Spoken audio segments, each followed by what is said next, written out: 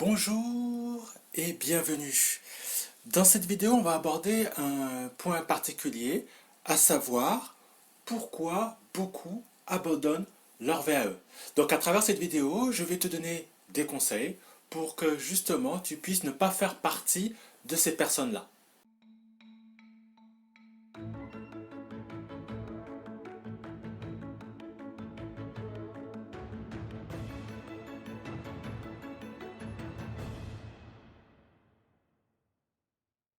Je vais te donner 8 raisons pour lesquelles un grand nombre de postulants à la VAE abandonnent ce dispositif. La première raison concerne le fait qu'ils ont sous-estimé le temps de travail. C'est vrai que quand on souhaite réaliser sa VAE, c'est parce qu'on veut changer son avenir, changer d'emploi, peut-être avoir une nouvelle, une autre ou une rémunération plus élevée. On souhaite avoir de meilleures compétences. Donc le fait de vouloir obtenir une VAE est justifié. Cependant, il faut avoir conscience que réaliser une VAE, écrire, rédiger son livret réclame une centaine d'heures de travail environ. Et beaucoup négligent ce fait et pensent qu'en beaucoup moins de temps, il est possible d'obtenir son diplôme. C'est une mauvaise idée de penser cela. Donc, pour pouvoir y remédier, c'est de s'organiser par le biais d'un planning et de planifier donc sur une longue période le temps qu'on va passer pour réaliser son livret 2 en l'occurrence. La deuxième raison pour laquelle beaucoup de postulants donc, arrêtent la procédure, c'est parce qu'ils ont sous-estimé le délai de réalisation. Beaucoup, par exemple, de personnes m'écrivent et me disent que voilà, ils souhaitent entreprendre bien la démarche et qu'ils souhaitent avoir leur diplôme, en tout cas passer devant le jury au mois de septembre. Donc là, au moment où je fais cette vidéo, nous sommes donc le 28 mai 2020. Donc allez, on va dire qu'on est au mois de juin. Donc juin, juillet, août, septembre, ça fait 4 mois. 4 mois pour rédiger son livret. Sachant que durant la période, il y a 2 mois de congé. Donc pour ceux qui ont des enfants, est-ce que cela sera possible? Puisqu'il faudra s'occuper des enfants, s'occuper de leurs loisirs, etc. etc. Donc 4 mois, personnellement, ça me semble un peu trop juste. Donc certains ont cet objectif-là, et comme je disais, certains m'écrivent et me disent qu'ils comptent réaliser, produire leur livret en 4 mois. Bon, pour moi, c'est quelque chose d'irréalisable. Pour pallier à cela, déjà, je l'ai dit, il faut une centaine d'heures, et il faut aller entre 6 et 1 an pour produire son livret 2, parce qu'il y a tout un dispositif de recherche, de réflexion, de rédaction, de relecture. Donc c'est quand même une procédure qui est longue. Donc pour pallier à ça, moi le conseil que je peux te donner, c'est pourquoi pas d'essayer de rentrer en contact avec d'autres personnes qui ont obtenu leur VAE ou t'adresser à un accompagnateur qui pourra te guider, te donner tes conseils et voir si oui ou non ton projet est réalisable. Le point suivant, beaucoup abandonnent leur VAE pour d'autres raisons, comme par exemple le projet coûte trop cher. Pas trop cher financièrement, mais trop cher en temps. Ben, une fois avoir commencé à rédiger, à réfléchir, à faire des recherches, beaucoup s'aperçoivent que finalement cela va demander et réclamer beaucoup de temps et beaucoup d'investissement. Pour au final s'apercevoir que ce temps, ils ne le disposent pas. Et beaucoup donc abandonnent pour cette raison. Une autre raison, c'est parce qu'il y a trop de travail à fournir. Eh bien oui, c'est un travail de longue haleine. Il faut une organisation, il faut du temps, il faut également un accompagnement puisque ce n'est pas donné à tout le monde de pouvoir travailler seul pour fournir ton livret. L'autre raison pourrait être également que ce n'est pas le bon moment. Il arrive on rencontre dans notre vie différentes situations qui font que, oui ou non, nous sommes disposés à pouvoir produire son livret. Donc, ça, voilà quatre idées que j'ai mis dans la partie risque d'abandon.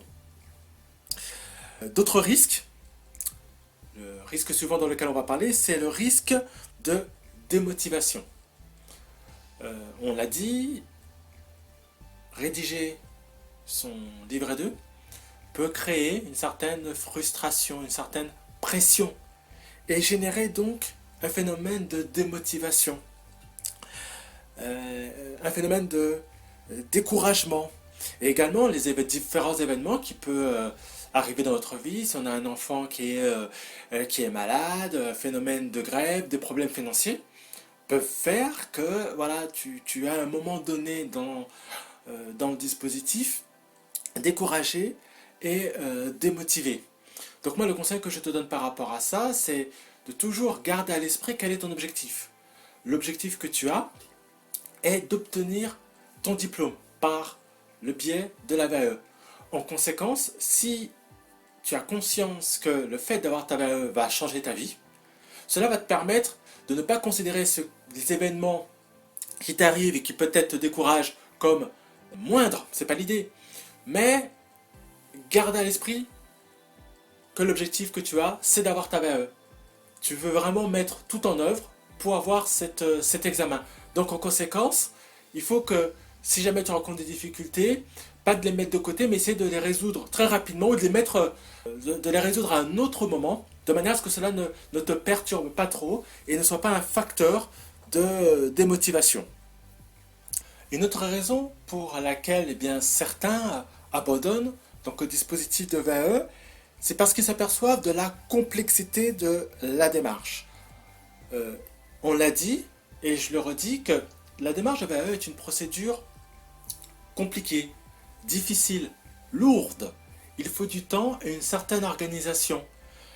Obtenir sa VAE demande énormément de travail, énormément d'organisation. Donc, l'idée ici, c'est, je le redis, c'est d'être accompagné. Si tu es accompagné, si quelqu'un t'aide à rédiger, t'apporte un soutien technique, un soutien d'un point de vue de la réflexion, d'un point de vue de la recherche, eh bien cela sera beaucoup plus facile pour toi et tu auras à te concentrer uniquement sur la rédaction. Donc, c'est pourquoi dans ton dispositif, il ne faut pas que tu restes seul, il faut que tu sois accompagné. Donc, moi, le conseil que je peux te donner, c'est essayer de trouver toujours des personnes qui peuvent te soutenir et t'aider eh bien, dans ce dispositif. Ça peut être eh bien, des organismes publics ou des particuliers ou bon, des experts, des professionnels, en tout cas des gens comme moi, qui peuvent t'apporter eh bien, un soutien dans la mise en place, dans la réflexion et dans la recherche d'informations par rapport à l'examen que tu souhaites passer.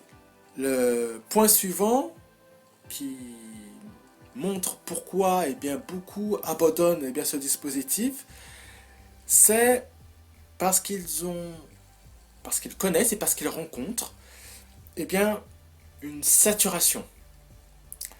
Et cela à cause d'une fatigue peut-être physique, une fatigue morale. Par exemple, si tu te fixes comme objectif de travailler sur ton livret 2 après une dure journée de travail, forcément, tu risques de connaître eh bien, un phénomène de saturation.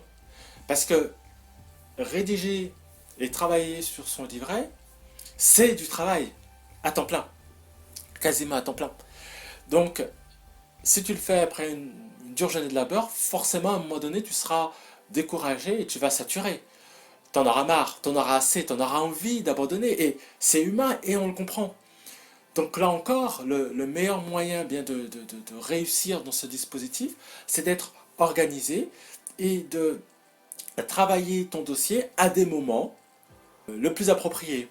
Donc les week-ends, ou si tu travailles à temps partiel, à ces moments-là, mais non pas à la fin de ta journée, parce que il faut le reconnaître, ce n'est pas forcément le moment le plus approprié et le moment le plus adéquat. Une autre raison pour laquelle beaucoup de postulats abandonnent, Si, parce qu'ils rencontrent des blocages ou une incompréhension par rapport à ce que leur est demandé. Certains d'entre nous, d'entre vous, peuvent rencontrer une difficulté d'incompréhension par rapport à son livret 2. Qu'est-ce qu'on me demande là? Qu'est-ce qu'on attend de moi? Je ne sais pas. Je ne sais pas l'expliquer. Je ne sais pas le rédiger. Je me sens en difficulté. Donc à partir de là, ben, que font certains? Ils abandonnent. Là encore, il n'y a pas de surprise. Il faut que tu te fasses accompagner. Demande à des personnes, essaye de rencontrer des personnes qui elles-mêmes ont passé leur VAE et qui pourront t'apporter l'aide dont tu as besoin. Il ne faut pas abandonner. Si tu poursuis la démarche, comme on l'a dit précédemment, tu vas y gagner. Tu vas y gagner parce que ça va, quelque part, changer ta vie. Donc là, je poursuis puisque la vidéo commence à devenir longue et on termine avec le dernier point. Pourquoi beaucoup abandonnent? Parce qu'ils ne sont pas accompagnés, ils n'ont pas de soutien, ils n'ont pas d'appui. Ne prépare pas ta VAE tout seul. Fais-toi accompagner. C'est indispensable. Tu as besoin d'être encouragé, d'être soutenu. Tu as besoin d'un appui. Il peut être moral, mais il peut être également technique.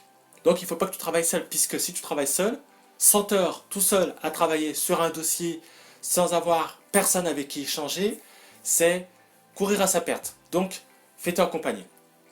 Donc voilà pour l'ensemble des conseils que je voulais te donner à travers cette vidéo. Si tu as des questions, tu peux m'écrire, m'envoyer un mail qui est indiqué dans la description.